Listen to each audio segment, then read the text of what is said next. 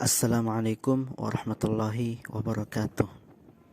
Geomarine Conservation Camp, kemah konservasi sisi bumi dari laut, adopsi mangrove, snorkeling, patroli laut, pelatihan interpretasi geowisata, pengelolaan sampah pesisir, praktik penyusunan mata geomarine, mitigasi dan identifikasi bencana laut menjadi isi dari kegiatan kemah kali ini. Berangkat bersama seseorang yang pernah mengajarkan saya seni bersikap, cara memandang masa lalu dengan lebih bijak, yang seperti kata Aan Mansur, jika kau menganggap masa lalu sebagai musibah, maka kau akan hidup di masa depan sebagai pengungsi. Tentu perjalanan kali ini memiliki chemistry tersendiri. Dan diam lebih baik.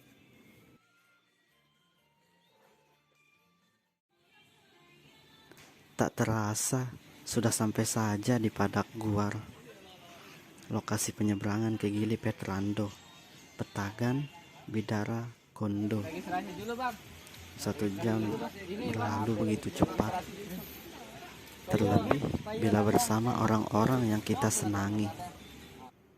Saya benar kan? Dan ternyata di lokasi kawan-kawan yang lain sudah sedari tadi sampai. Bahkan sepertinya sudah habis segelas kopi di meja obrolan. Bersiap, acara pertama dimulai. Yang kan ada belasan tahun lalu dia masih jadi wartawan di Pos. Jadi dulu kalau ke Padak Guar ini sama Ngabaris yang meliputan ikut sama nelayan gali terumbu karang. Jadi dulu adik-adik dulu daerah ini sempat terkenal dengan aktivitas menggali terumbu karang, merusak terumbu karang untuk dijadikan dapur. Itu belasan tahun lalu. Tapi alhamdulillah sekarang Padak Guar ini desanya sudah berubah 180 derajat. Apalagi di saat gempa dan pandemi, Lombok Timur itu nilai investasinya minus, sebenarnya kan Padak Guar menjadi penyelamat. Jadi ini nilai bukan hanya di laut, tapi kebetulan saja di NTB kita lebih konsen di marine. Jadi WTS itu di terestrial juga ada, tapi di NTB tidak. Jadi ada di Sumatera, di Kalimantan kita bergerak di terestrial. Jadi khususnya di NTB kita lebih banyak di marine. Kegiatan WTS adalah kita membantu bermitra dengan kebetulan dari WTS di NTB dari tahun 2012 cukup lama. Pertama dulu di PWB Gili Matra, Gili Meno, Air dan Tawangan. Jadi kita pertama dulu di sana, sehingga di 2013-14 bergerak di semua ke Sekotong, ke Kecamatan Sambalia untuk membantu pemerintah di sini. Instansinya adalah Dinas Kelautan dan Perikanan untuk menginisiasi kawasan konservasi yang merupakan target dari pemerintah pusat, Kementerian Kelautan dan Perikanan, dengan target 20 juta hektar kawasan konservasi. Nah, itu NTB alhamdulillah sudah menyumbang, walaupun tidak banyak, baru 40% yang disumbang oleh Provinsi NTB untuk kawasan konservasi, baik yang sudah ditetapkan oleh Kementerian Kelautan maupun yang masih dicadangkan oleh Gubernur. Gili Petagan dan Gili Bidara, bahkan Gili Kondo ini sudah menjadi ikonnya Lombok Timur yang sudah dikenal bukan hanya nasional tetapi mancanegara. Gili Kondonya, tetapi masih banyak potensi wisata yang belum kita garap, termasuk kita punya wisata budaya di Desa Padak Guar. Wisata budayanya apa? Yaitu ada namanya Keramat Nunggal. Di sini belum kita jamah. Termasuk ada wisata Batu Tambun. Nah, kalau boleh saya perkenalkan, Batu Tambun ini istilahnya kalau secara logika manusia akan menumpuk batu itu tidak mungkin. Tetapi itu sudah ada sejak pada luar ada. Dan itu akan kita garap sebagai tempat wisata, dan memang sudah ada yang meneliti bagaimanapun bentuk kompas di sana katanya tidak bisa jalan. Nah di situ uniknya namanya wisata Batu Tangguh. Nanti kami akan buka, itu kami akan perkenalkan sama adik-adik. Dan kami sangat terbatas. Ngurusi NTB, ngurusi dari Karang sampai pegunungan, PNS kami hanya sekitar 50 orang. NTB loh, dari Kandangan sampai Sape sana, Pantai Pink sana. PNS hanya 60 orang. Jadi kami terima kasih nih kepada Geopark, kepada WCS yang sudah menyampaikan pesan-pesan motivasional. Itu semuanya gratis.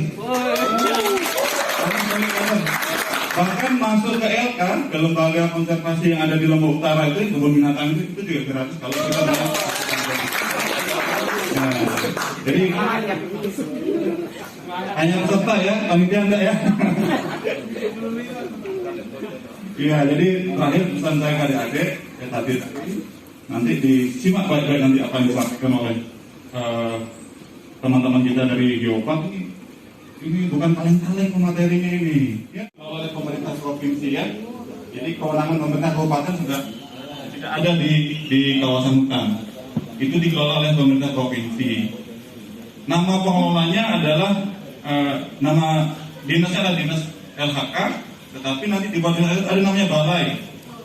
Ada balai, kalau di Lombok Timur itu ada Balai Rinjani, Balai KPH Rinjani Timur namanya.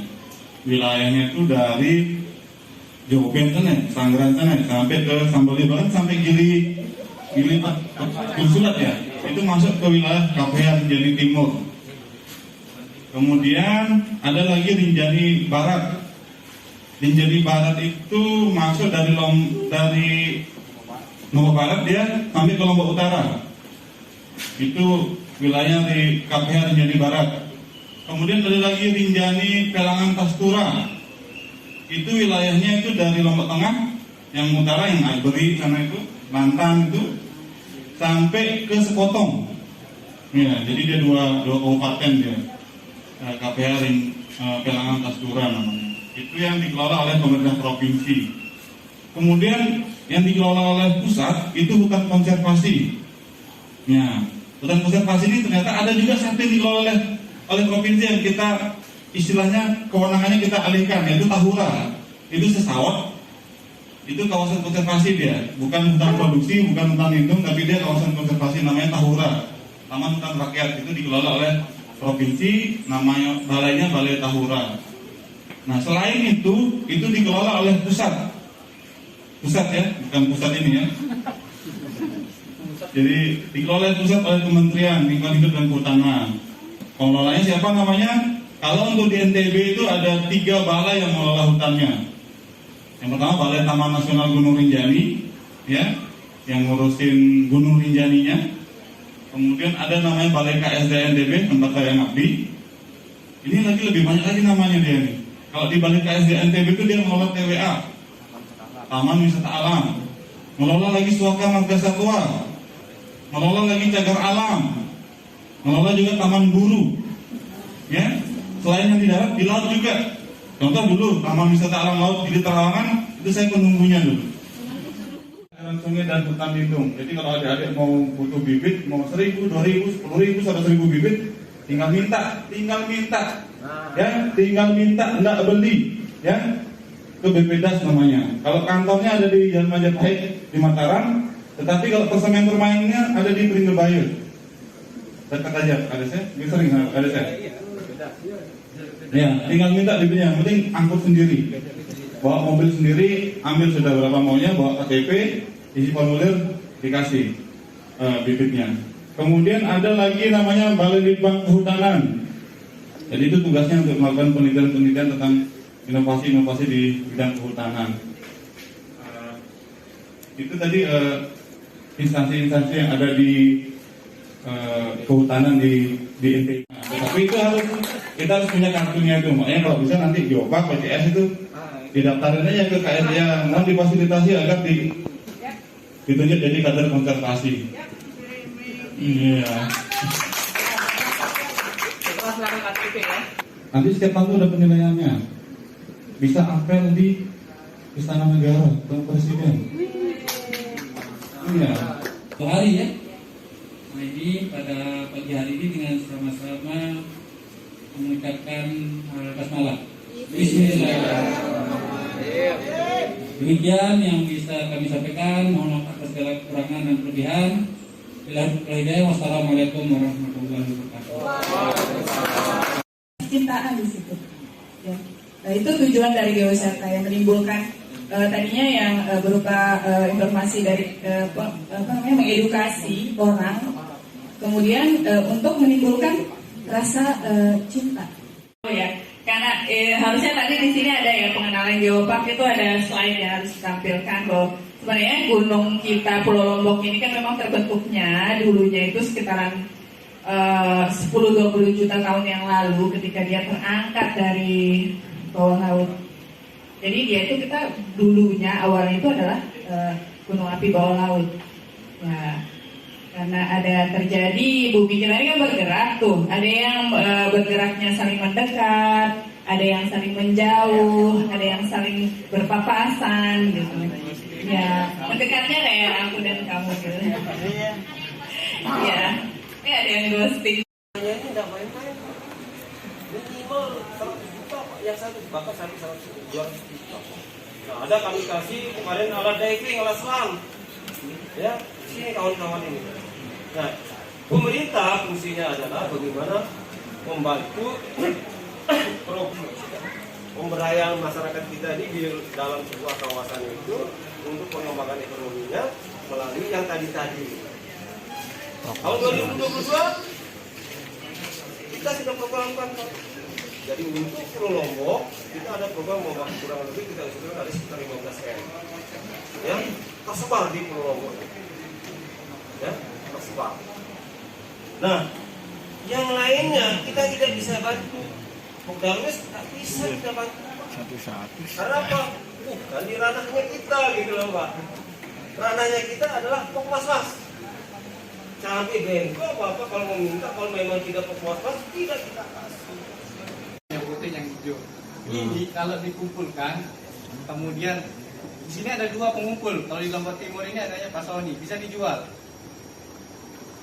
Di mana, Jadi, Pak? kalau sampah kresek ini dikumpulkan, dia bisa bernilai.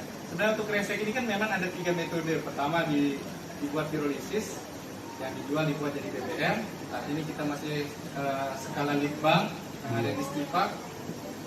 Itu kapasitasnya kurang lebih saat ini masih 1 ton, masih litbang. Terus kedua dibuat ecobrick untuk hiasan, dimasukkan ke dalam botol, dijadikan hiasan. Dan yang ketiga sebenarnya bisa dikumpulkan, dijual.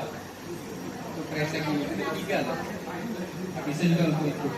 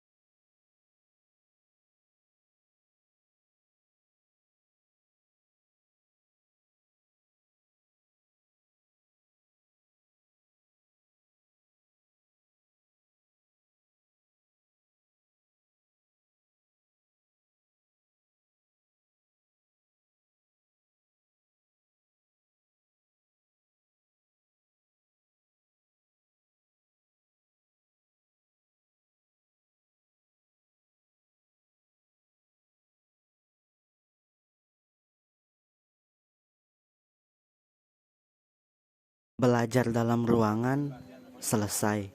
Sekarang waktunya menyeberang menuju Gili Petrando. Kalau kata Bang Herman selaku ketua Kapela NTB, perjalanannya sekitar 20 hingga 30 menitan tergantung kondisi. Di tengah kesibukan mengemasi barang-barang untuk dibawa ke kapal, tiba-tiba dari kejauhan datang 2 orang wanita yang saya tidak asing, dan ternyata mereka adalah Mbak Disik dan Mbak Dipo, kawan di Oasis Tala yang bergerak di Divisi Konservasi Lingkungan Hidup. Dan ternyata mereka berdua adalah anggota dari Kapela NTB. Hal ini mungkin menjadi sarana mereka untuk tetap menyuarakan nilai-nilai konservasi. Oke teman-teman, selamat sore. Jadi kami dari Pemandu Gunung Rinjani sedang berada di daerah daerah Gili Lampu. Dan sekarang ini kita akan nyebrang ke Gili Kondo. Stay tune, yeay.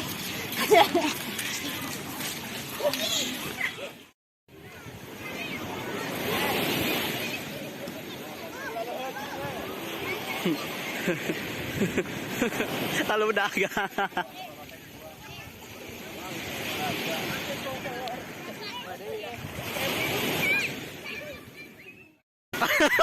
Telu.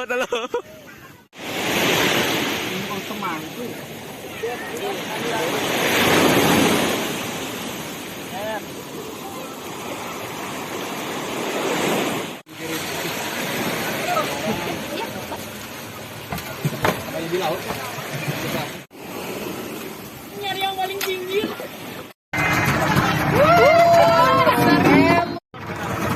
Siap berlayar, Mbak?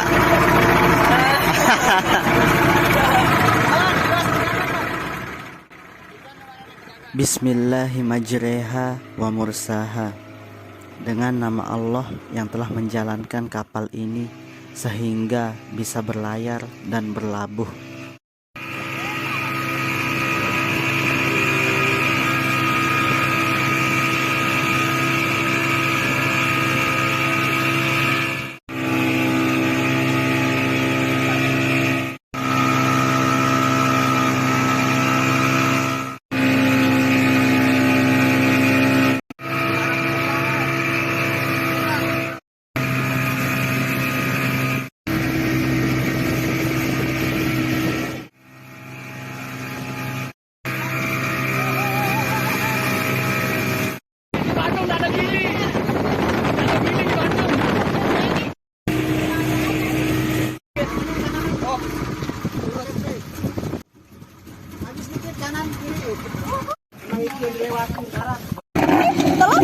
Iya. Di bawah. Ayo. Tahan. Sebelum menuju Gili Kondo untuk memasang tenda, kita menanam mangrove dulu di Gili Petagan. Oke guys, sekarang kita sudah nyampe di Gili Pedagan dan ini kita akan menanam mangrove. Oke guys, sekarang kita menanam mangrove-nya. Jauh sekali perjalanannya dan gedenya itu akan jadi gini loh guys. Gini nih yang kayak di belakang. Jadi kita buka dulu bungkusnya. Aduh, langsung dibolongin dulu tempatnya. Ya, maaf ya, berjuang dulu demi menembus hari ini. Terus ininya dibuka, nah dicemplungin deh guys.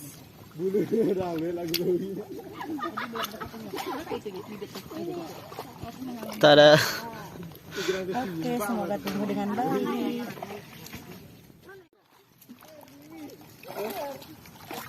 Foto-foto aja. Biar agak gelap, gak apa-apa ya? Gak apa-apa. Yang gelap yang bagus. Buka kan? Ayo ikut semua.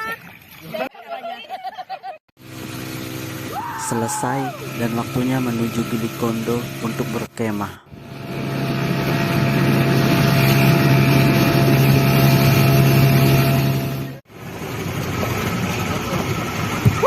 Kita satu persatu caranya. Alhamdulillah, akhirnya berlabuh juga.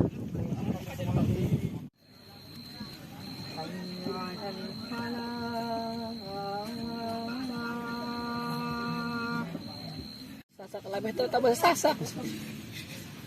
Sepi tak bahasa sasak. Tak ada sasak di translate. Sepi itu tak bahasa sasak. Sudah waktunya tidur agar besok bisa bangun lebih dini supaya lebih segar memantau bagian kedua. Gambar aksara merekam perjalanan dengan tulisan